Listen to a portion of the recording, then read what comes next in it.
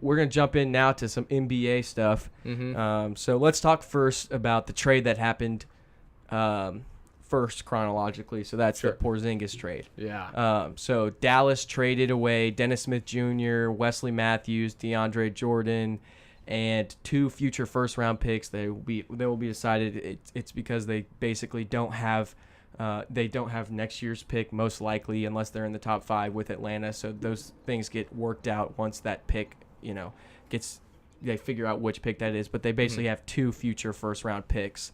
And then New York gave back Kristaps Porzingis, as a lot of people call him. Yeah. And then we've also got Courtney Lee and Tim Hardaway Jr. And then they also So Trey Burke, is that right? they The last threw guy? in Yeah. Trey Burke. So those were the 4 guys they sent over.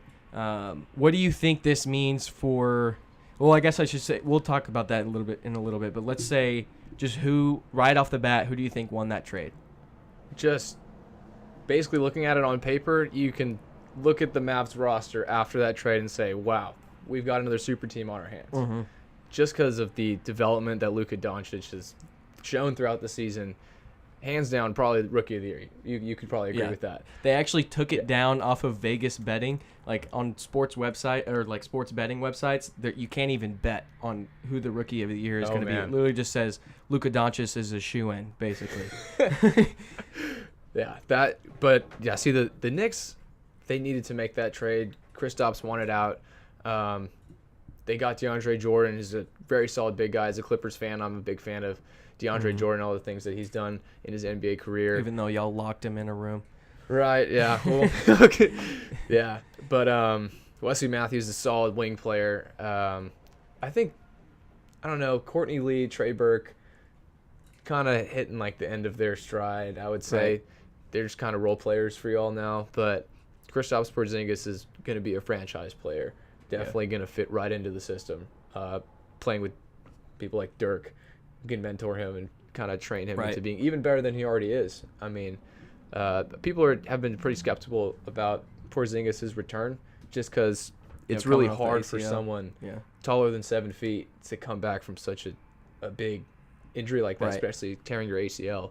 But it seems like his progress has come along really, really, really nicely, and he's like shooting around and dunking and getting full contact practice. So far, he says he's bouncy, is what he says. Right. But you never know. The players are always going to say, "I feel great," but if they can perform is another thing. But I mean, anytime you add a 23-year-old 7'3" dude that can shoot and play really well off the pick and roll to a guy that also plays really well off the pick and roll in Luka Doncic, you're obviously going to be a high-powered offense for years to come, especially because you now have a 23-year-old and a 19-year-old who want to be here for the long term. And that's a big part of that is because you have 2 European guys who have played in the past. They've played with each other since they were young because they haven't played with each other, but they played against each other in several different EuroLeague games and stuff like that. But I mean, they've already got a friendship, and they're already joking around in the press conference and stuff. And like Luka was sitting in the back of the press conference, and Kristaps was basically saying that they actually said like, "What does it mean for Luka to be here at the press conference for you?" And he's like, "He's only here because he wants to hear if you guys are going to talk about him." And like they're just joking around with him, and he's already just messing with him. And he calls him like little bro, and like comments on his Instagram pictures and stuff. But yeah, I think. To go back to who won the trade, I really personally I don't think the Knicks make this trade unless they know something.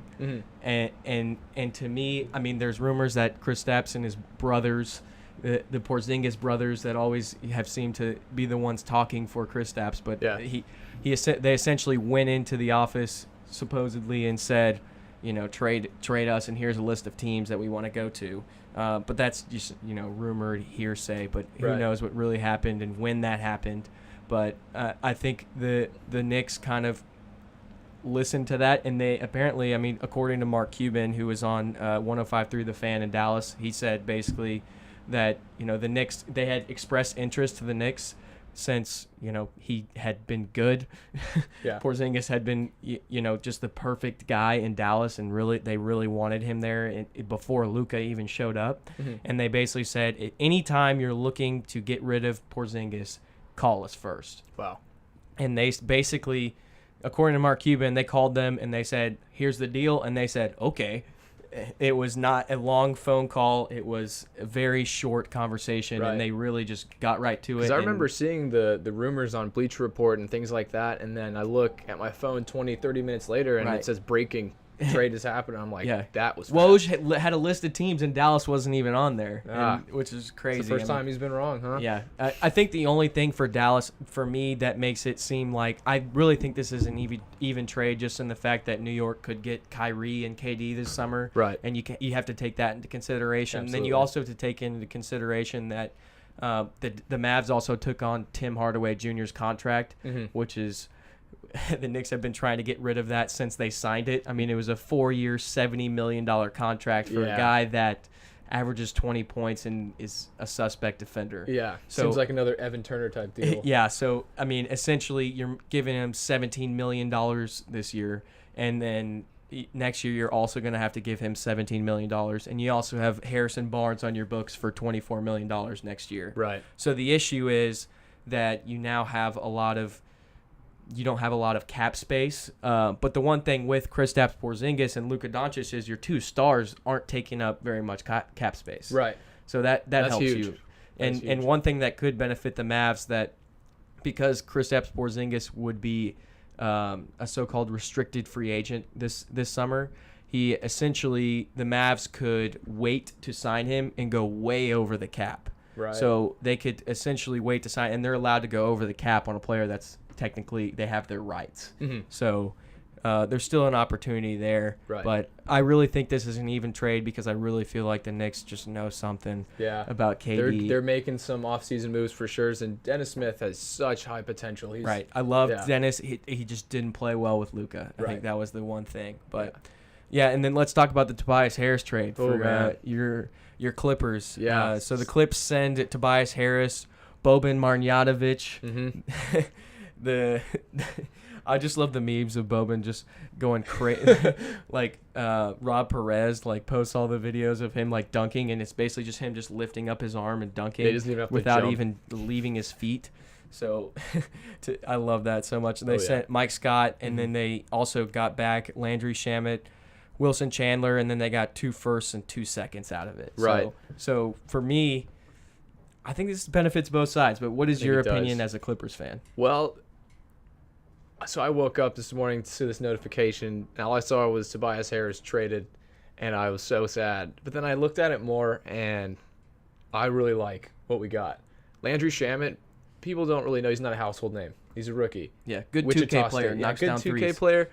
But he's really, in the games that he has gotten good minutes with the Sixers, he's played super well. He's taken full advantage of his time, and is honestly, with the type of play that he has that's very similar to JJ Redick's, you would think that they wouldn't need another type of player like that. But he's really kind of adjusted his game, been able to come off screens, be able to mimic JJ Redick's game in a certain way, and really make his way into the rotation with the Sixers. So I was honestly kind of surprised that they were willing to deal him to the Clippers. But I think this trade was really huge for us going forward with the picks that we got. 2 first-rounders, that's huge. As a team that's trying to rebuild, honestly, people saw our team at the beginning of the season and were like, okay, Clippers are going to be super trash this year. Even I thought that too. I was like, okay, we're going to tank. We're going to get a great draft pick. And here we are sitting halfway through the season, and we're in playoff contention. And I'm just like, okay, this is not what we need. This type of team is going to get swept in the playoffs. And then this trade happens, and the reasoning behind it was we're fighting for an 8th seed for no reason. And by trading away, Tobias is hands down our best player. And by trading him away, it kind of allows us more time to develop our younger guys and I guess start our rebuilding process a little early before the offseason and just get stuff done before the trade deadline and everything.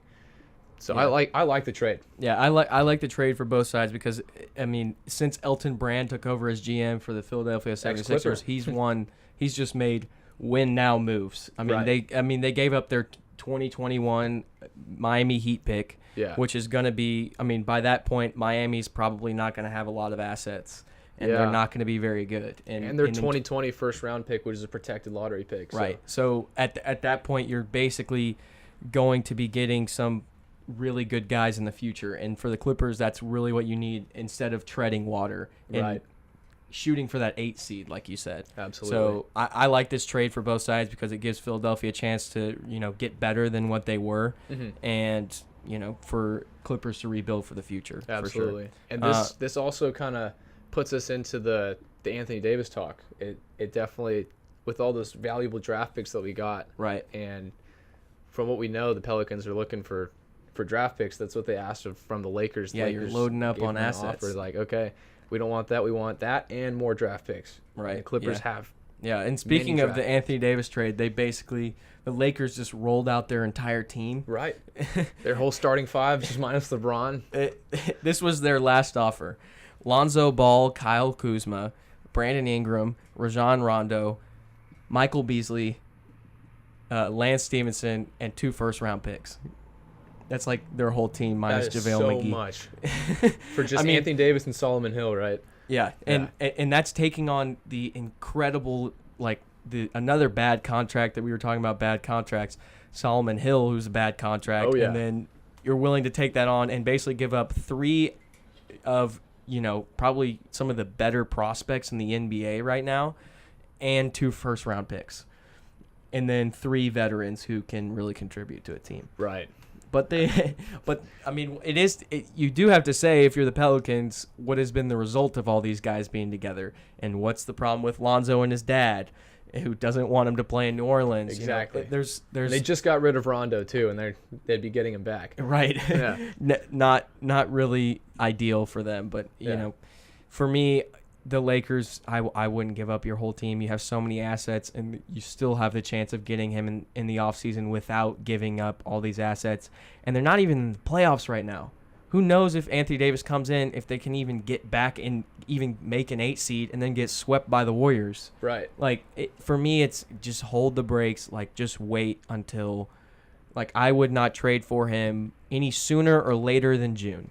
Just wait until then and then make it happen. I completely agree with that. But all these other trade rumors that are popping up, like the Celtics willing to give Jason Tatum, along with anyone else on their other team. They want to wait till June too, which I think is smart. I mean, just don't interrupt your season, especially when you're a contender like the Celtics do. Exactly. Or when you don't even have a chance to get into the playoffs. Exactly. And the Celtics did say that no one on their roster is off limits. They're willing to trade anyone and everyone. Oh, for sure. I think at one point they probably would have said Kyrie's not available, but now they're like, we want Anthony Davis, man. At this point they're not sure if Kyrie's going to stay.